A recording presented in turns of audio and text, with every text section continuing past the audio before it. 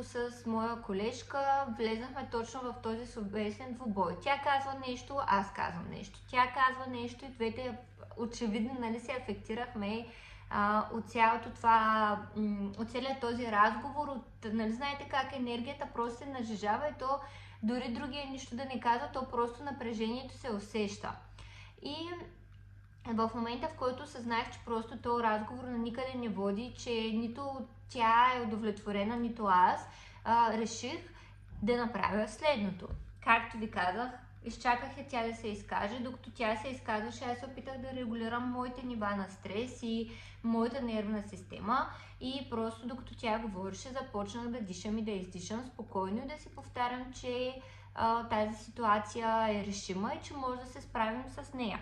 След това аз си казах гледната точка последния начин. Разбирам и уважавам това, което ми казваш.